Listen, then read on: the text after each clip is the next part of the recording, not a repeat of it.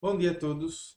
Eu sou o professor Gilson Jerônimo da Universidade Federal de Pernambuco e essa é a aula 18 da disciplina Matemática Discreta. A aula de hoje é sobre códigos de blocos lineares. É uma aplicação, tá, de tudo, vamos dizer assim, que nós já vimos nessa segunda unidade da disciplina Matemática Discreta, né? Como preliminares da aula de hoje, recomendo que vocês dêem uma revisada em corpos finitos, né, no nosso GFQ, né? E na aula anterior, né, nós vimos os espaços vetoriais ah, sobre corpos finitos. Né? A gente pode chamar de espaços vetoriais finitos. Né? Bom, vamos lá então para o conteúdo da aula de hoje. Bom, a aula de hoje, né, é sobre um assunto específico, né, nessa parte de códigos. Né? É bem restrito, é códigos de bloco linear. Então vamos ver qual é a definição, tá? Antes de entrar nessa definição, né, existem códigos, sem ser de bloco ou não, né? Existem códigos de bloco que são lineares e não lineares, tá? Então aqui é um caso bem particular, mas é um caso que tem muita aplicação. Os códigos, digamos assim, mais simples de serem implementados, né, são os códigos de bloco linear, né? Então vamos para a definição aqui, tá? Eu vou ler a definição, tá? E depois eu vou comentar um pouquinho sobre essa definição. Né? Então, um código de bloco linear, né? Essa letrinha aqui, vamos representar com a letra C maiúsculo, né? Aí entre parênteses NK, né? Isso aqui é o que a gente chama de parâmetros do código, tá? É um subespaço de dimensão K do espaço de todas as enúplas, né? O N aqui, com elementos em GFQ. O parâmetro n é chamado de comprimento do código e k é a dimensão do código. Né? A taxa do código é r igual a k sobre n. Tá? Então, essa primeira definição é a definição do que é um código de bloco. Código de bloco nada mais é do que um subespaço vetorial em um espaço vetorial, né, sobre, né, um corpo finito, ou seja, em que o corpo de escalares é o conjunto, né, dos corpos finitos, né, de ordem Q. Ah, então, ah, quando a gente fala em códigos, né, de blocos lineares, normalmente existe essa representaçãozinha aqui. Ela também vale para códigos não lineares. Tá? Mas quando você tem códigos de blocos lineares, né, é simples de entender o que são esses parâmetros aqui. Né? Então, normalmente o n vai ser ah, o comprimento do código, é isso que a gente chama, né? Em nupla, né? Ou seja, vamos ter N símbolos, né, dispostos ali. Esses símbolos vão ser símbolos em GFQ. Só que tem dimensão K. Né? Ou seja, esse K aqui é chamado de dimensão de código, mas ele também é chamado de quantidade de símbolos de informação. Né? Por que quantidade de símbolos de informação? Porque você pode mapear, né, uma mensagem, né, com essa quantidade aqui de símbolos de informação. E os outros símbolos, né, todos eles, todos os outros N-K símbolos, né, eles vão ser símbolos aí redundantes, ou seja, ele depende desses K símbolos de informação. Né? Então, esse K aqui também é chamado, além de dimensão do código, que é o nome mais correto, mas ele às vezes é chamado de quantidade de símbolos de informação. Pois bem, vamos seguir. Vejamos, tá? Como exemplo, nós vimos na aula passada, né? Que comentou sobre o espaço vetorial, né, gerado pelos vetores V1 e V2. Né? Isso aqui foi o que a gente viu na aula passada. GF2, né, é o corpo escalar. Né? Bom, vamos pegar o subespaço e vamos formar um código com esse espaço. Né? Então, quais seriam os parâmetros NK desse código? Bom, é formado por dois vetores, né? Ou seja, são os geradores desse espaço vetorial. E nós já fizemos isso, nós já verificamos que esses dois vetores são LI. Certo? Então, se eles são LI, eles formam uma base. Se eu tenho dois vetores na base, então a dimensão desse código é 2. Tá? Então o K aqui desse código aqui vai ser 2. E o N, quem vai ser? Isso aqui é o quê? É uma quadrupla, né? Ou uma enupla com N igual a 4, tá? Né? Então, ó, é só contar. 1, 2, 3, 4. Existem 4 símbolos cada vetor. Né? Então, o N é 4, né? Que é o comprimento do nosso código. Né? Então, para esse exemplo aqui bem simples, tá? O N e o K. Né? O N é 4, o K é 2. Né? Normalmente, o N é sempre maior do que o K. Okay? Bom, aqui temos algumas definições a respeito de códigos. Né? Primeiro, né? O código, ele é o espaço vetorial. Certo? Então, deixa eu ler essa definição dos aqui. Né? Seja o código C, né, com parâmetros MK, um código de bloco linear, um vetor C que pertence a esse código, né, é chamado de palavra-código. Tá? Então, os elementos, os vetores, né, esse conjunto de vetores aqui, né, cada vetorzinho que pertence a esse código, né, que é um subespaço vetorial, nós vamos chamar isso de palavra-código. Ok?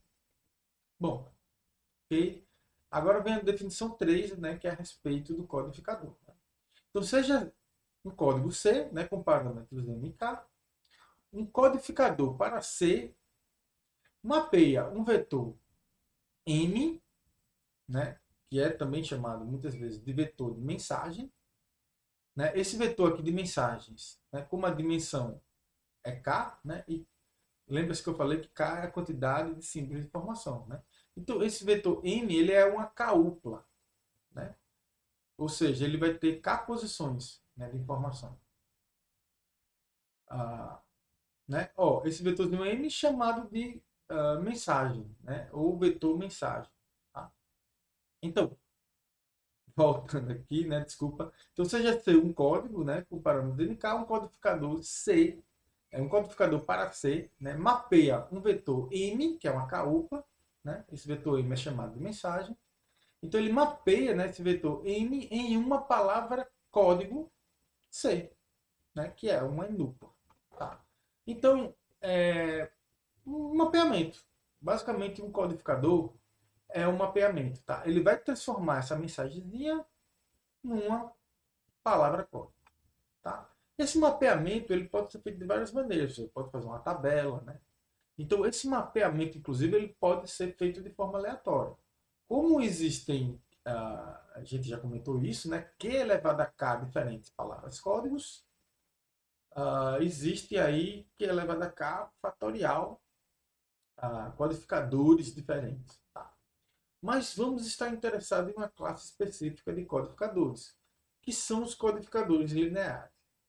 Esses codificadores, né, você pode a questão da transformação linear para codificar. Ou seja, vamos aproveitar um pouco dos nossos conhecimentos de álgebra linear para fazer a codificação e pelo fato, né, de não termos uma tabela grande, né, isso faz com que a forma como se codifica, né, até decodifica os códigos, elas sejam mais eficientes. Né? Então, essa é a grande vantagem dos códigos de bloco linear. É a questão da codificação rápida.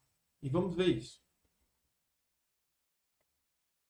Né? Então, por exemplo, codificadores lineares, né, podem ser representados por uma matriz G. Né? Ou seja, você vai codificar um código C, né? Como é que você codifica, né? Dado uma mensagem. Você pega a mensagem e aplica uma transformação linear G. Né? E quem vai ser essa transformação linear? Vamos dar uma olhada. Né? Então, vamos ver aqui um exemplo. Tá?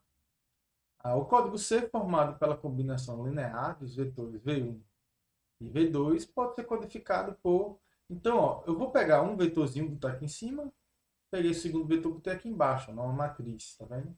Eu dispus os vetores da base do meu código em uma matriz, né?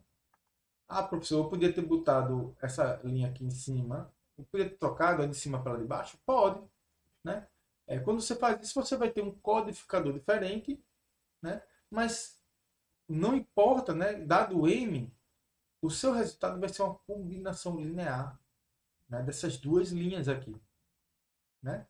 E é isso que é o código, né? É uma combinação linear, um subespaço vetorial de dimensão, nesse caso aqui, 2. Tá? Então, é uma combinação linear desses dois vetores. Né? Eu poderia ter usado um outro vetor de base, né? Que pertence também a esse espaço. Pode, desde que seja LI, você vai poder fazer isso. Né? E aí, por exemplo, se eu botar a mensagem que é 1, né? Que é que eu estou fazendo? Estou combinando essa linha aqui, né? Com essa outra linha aqui. E aí estou produzindo esse vetorzinho aqui. Né? Então, olha, esse meu vetorzinho aqui de mensagem, 1, ele é mapeado no vetor palavra-código 0110. Tá? E aí, ó, em vez de a gente precisar fazer uma tabela, a gente simplesmente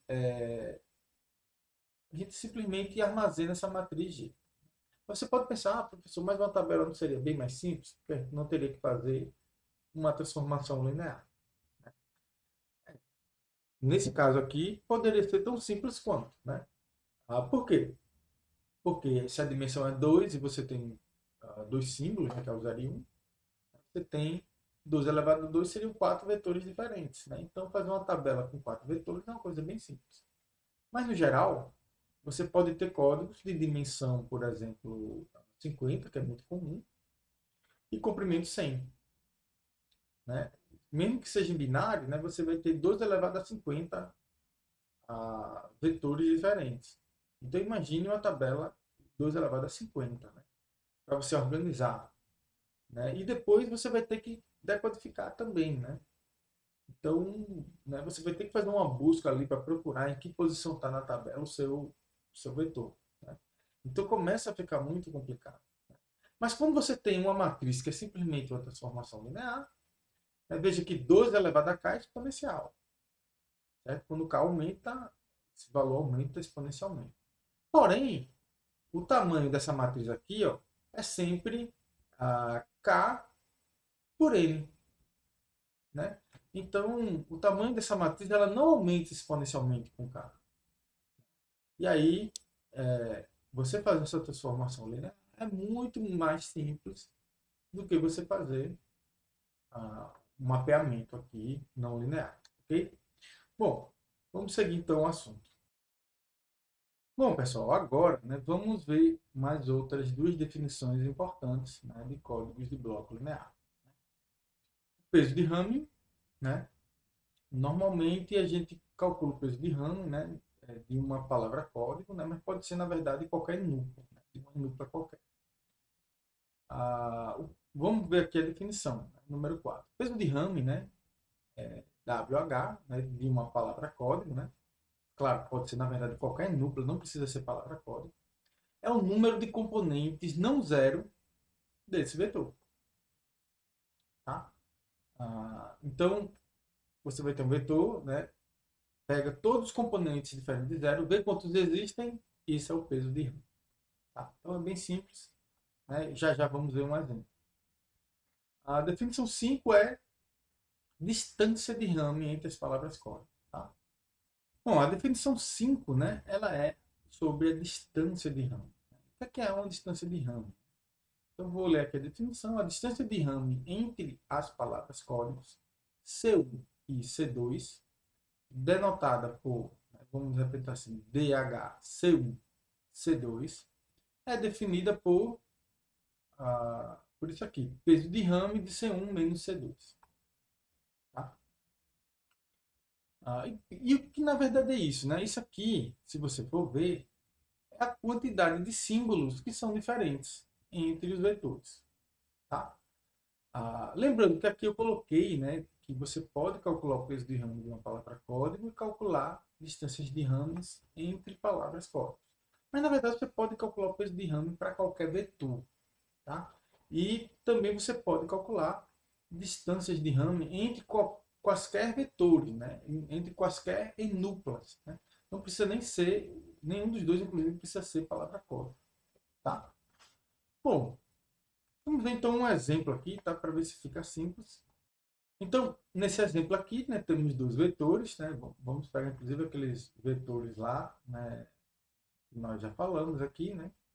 Mas vamos pegar aqui um C1, e um C2, né? Temos esse vetor e esse outro aqui. Distância de ramo entre C1 e C2, né? Eu vou calcular a diferença, C1 menos C2, né? Eu posso calcular. Isso está definido nesse grupo. Isso vai dar esse vetor aqui, ó, 0, 1, 1, 0. O peso de ramo disso aqui é o número de elementos que diferem de zero. Tem duas posições aqui que são diferentes de zero, então dá 2. Tá? Você pode verificar isso aqui também, ó, fazendo a verificação de quantos símbolos diferentes existem. Então, eu tenho esse símbolo aqui diferente e esse símbolo diferente. Os outros dois são iguais. Então, se eu tenho essa quantidade de símbolos diferentes, eu tenho aí uma distância de Hamming de 2. Né? Então, vamos ver aqui, né, uma maneira simples, né, de você dizer o que é uma distância de Hamming, né, é a quantidade de símbolos que deve ser modificada em C1 para que ele fique igual a C2. Ou seja, se você está em C1, você tem essa sua palavra código em C1, para você modificar C1, né, produzir, vamos dizer assim, modificações, produzir erros em C1, para que você chegue em C2, você vai precisar, pelo menos, mexer uma quantidade de símbolos igual à distância entre C1 e C2. E vice-versa vale, né? A mesma coisa também você poderia botar aqui C2 para C1, tá? Isso é simétrico. Então essa é uma maneira, digamos assim, mais intuitiva de você descrever o que é uma distância de Hamming. E lógico, né? Você nota que isso tem um pouco a ver com, olha, estou em C1, vou produzir erros, vou chegar em C2, né? Então note que, claro, quanto mais erros você precisar para chegar de um vetor para outro, né, mais você pode dizer que o seu código ele vai ser assim, ele vai ter, digamos assim, uma proteção de erros, né? E mais robusto esse seu código, de alguma maneira vai ser. Tá? A gente vai ver isso com mais detalhe. Então vamos lá. Aqui temos uma outra definição, tá? Que é também muito importante. Né? Isso serve para um código. É o que nós chamamos de distância mínima de um código. Tá? O que é a distância mínima do código? Né? Então eu vou ler aqui essa definição C aqui. Né? A distância mínima de um código C é o menor valor de distância de Hamming entre C1 e C2, né, para esse C1 e C2 sendo duas palavras do código distintas. Né? Então, se você pegar duas palavras diferentes do código e calcular a distância, sair fazendo isso para todas as possíveis combinações que você vai ter no seu código, né? Lembre-se que o código é um subespaço finito. Né? Então, a quantidade de possíveis combinações de usadores que você vai ter é finita. Tá? Você vai fazer isso, né? E você vai calcular a distância entre todos os vetores. Né? Vai pegar a menor distância que você encontrar, né? Lembrando que a distância só dá zero se ambos os vetores são iguais. Né? Mas, claro, você está assumindo que os vetores são diferentes, tem que dar diferente. Alguma posição tem que dar diferente. Então, você vai pegar de todas as distâncias diferentes de zero, você vai pegar entre elas a menor. Certo? Isso é o que nós chamamos de distância mínima do corpo. Tá? Então, essa distância mínima, muitas vezes, né, é denotada por dmin ou simplesmente d. Tá? Nos livros, tem livro que vai usar dmin, tem livro que vai usar d. Né? É porque o dzinho ele vai virar um parâmetro do código, que já é o dmin. Né? Então, normalmente, quando você usa d, já é a distância mínima. Tá? Vamos ver aqui. O código CMK com distância mínima D, né, é denotado também por MKD. Tá? Então, os parâmetros desse código, né, você podia botar C, em vez de você botar MK, você já podia botar MKD. Né? Então, esse D aqui é conhecido como o terceiro parâmetro, né, que é um parâmetro que é a distância mínima do código. Tá? Essa distância mínima, tá, ela desempenha um papel fundamental, né, quando a gente vai falar em capacidade de detecção e correção de erro do código. Tá? Bom, e aqui tem um teorema, tá, interessante. Né? Esse teorema diz o seguinte, o nosso teorema 1, para um código de bloco linear, a distância mínima satisfaz D mínimo é igual a W mínimo, né? Em que W mínimo é o menor peso entre as palavras códigos diferente do vetor nulo, né? Do vetor zero. Né? O vetor zero é o vetor com todas as componentes, é uma nupla com todas as componentes iguais a zero. Pertence sempre ao código. Tá? Como é que prova isso? Isso aqui é bem simples, tá? A demonstração disso, tá? O D mínimo, né, é o mínimo, né, distância de ramo entre C1 e C2, com C1 e C2 pertencendo ao código, né, C1 diferente de C2. Tá? Se a gente usa aquela fórmula da definição, né, é o mínimo peso de ramo de C1 menos C2, C1 C2 pertencendo ao código C1 diferente de C2. Tá? Aí aqui é o seguinte, ó, C1 menos C2, se C1 pertence ao código e C2 pertence ao código, pelo fechamento, né, a C1 menos C2 também pertence ao código. Tá? Então vamos chamar C1 e C2 de C, que pertence ao código. Tá? Então qualquer diferença aqui vai ser uma palavra código. E se o C1 tem que ser diferente de 2, o C tem que ser diferente de 0. Tá? Então essa fórmulazinha aqui ela vai se transformar no mínimo C pertencente ao código, né, com C diferente de 0, vai ser o mínimo peso de ramo que você vai ter. Ou seja, isso aqui é o que nós chamamos de peso mínimo do código. É a palavra diferente de zero que tem o menor peso de todos. Né? Então, no caso de códigos de blocos lineares, a distância mínima ela vai ser exatamente igual ao peso mínimo do seu código, né? Tirando o zero. Bom, então, para a gente ver alguns exemplos, né, vamos dar uma olhada aqui nesse código aqui. Tá? Aqui foi o código que a gente pegou. Esse é o que a gente chama de código de brinquedo. Então, no código C4.2, né, codificado pela matriz G, né, e aqui eu já estou dando um codificador linear. Tá? Estou pegando um vetor, botando em cima do outro e estou montando uma matriz G. Né?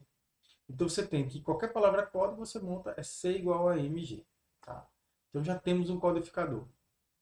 Okay? Bom, vamos fazer algumas perguntas a respeito da aula de hoje. Tá? Vocês vão ver que algumas das perguntas a gente não vai ter uma resposta assim, de cara. Tá? E a gente vai ver isso em outras aulas. Né? Então, a primeira pergunta que você pode fazer é: qual a distância mínima desse código?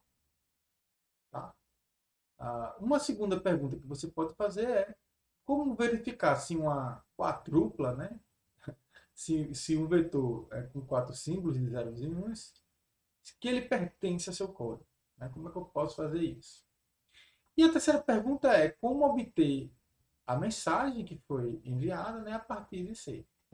Então temos aí essas três perguntinhas aqui, né, que nós podemos perguntar. Né? Vamos tentar responder, tá, para esse código aqui. Vamos lá. Aqui eu vou pegar, né, eu sei que a minha palavra, o meu codificador ele funciona com essa matriz G. Se eu botar 0, 0, né, e aplicar essa transformação aqui linear, eu vou ter o vetor tudo zero. Se eu botar um 0, eu vou ter essa primeira linha aqui. Se eu botar 0, 1, vou ter essa segunda linha. E se eu botar 1, 1, vou ter a soma das duas linhas. Aqui. Então, só tenho 4 vetores. Tá? Nesse caso, eu posso olhar todas as palavras do meu código e vou ver qual delas tem o menor peso. Então, aqui tem peso 0, 0 no ponto. Né? Aqui tem peso 3, aqui tem peso 2. Então, a distância mínima aqui desse código é 2. Ok? Então, ó, esse código aqui eu poderia representar ele, eu posso dizer que ele é um código 4.2,2. Tá? É uma maneira que eu posso fazer. Vamos lá, mas tem um probleminha aí, né? Como verificar se uma nupla V pertence ao código, né? Bom, nesse caso aqui, tá? Eu simplesmente vou verificar o meu vetor, minha quadrupla, né? Essa minha quadrupla aqui, ela é uma desses valores aqui. Aí eu vou comparar. É esse não, é esse não, é esse não. Comparou, comparou. Não é. Aí eu digo não. Não pertence ao meu código.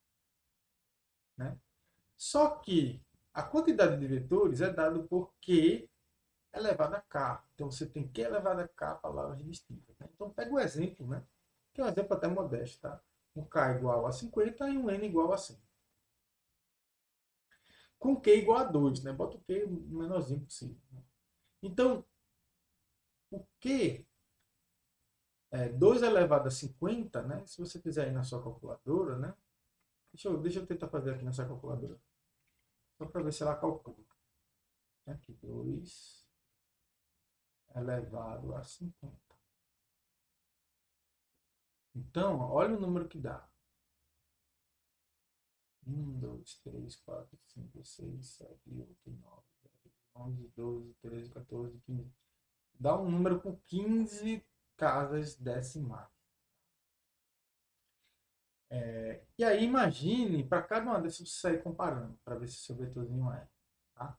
Então eu iria demorar muito a verificação da codificação dos códigos. Tá? Se a única forma de você saber que o seu vetor pertence ao seu código, se você fosse simplesmente verificar. Tá? Então isso é um pouquinho, isso é completamente inviável. Um pouquinho não, completamente inviável. Então que outras alternativas tem? Né? Normalmente o aluno diz assim, olha, se for, eu posso resolver um sistema, né? M1 vezes esse vetor mais M2 vezes esse outro vetor tem que ser igual à palavra. Se você encontra uma solução para o seu sistema, né, você já mata dois coelhos, né, com uma coisa só. Você obtém um M e você obtém, né, a pergunta, né, se esse vetor aí pertence ao código ou não. Tá? Mas resolver um sistema, né, também é um problema relativamente grande. Né? Se essa matriz aqui for muito grande, né, se eu tiver 50, né, então você vai resolver um sistema com 50 variáveis. Tá? E pode ser que você gaste em muitas manipulações. Não é tão complicado, né? Enfim, é bem mais simples do que você sair listando as palavras e verificar, mas em compensação ainda é um pouquinho complicado. Tá? Então, olha, na próxima aula nós vamos atacar esses três probleminhas aqui e vamos encontrar uma solução simples para esses problemas. Tá? Nós vamos, na verdade, para a distância mínima, nem tanto. Tá? Vai ter em algumas situações específicas, a gente vai poder dizer que é um D mínimo observando uma determinada matriz. Tá? E aqui, ó, como verificar se um vetor ele pertence ao código? Tá? Isso aqui a gente vai fazer de uma maneira bem simples, linear e rápida. Tá? Então vai ter um algoritmo, um testezinho que você faz, né? Você aplica uma transformação no seu vetor que você está recebendo e você vai dizer se ele pertence ou não, dependendo do resultado disso. É bem fácil. Né? E a gente também vai ter um jeito fácilzinho de codificar também esse vetor que, dado C, a gente já sabe quem é o N. Né? Então, esses três problemas vão ser atacados na próxima aula. Tá bom? Essa aula fica por aqui. Um abraço a todos e até a próxima.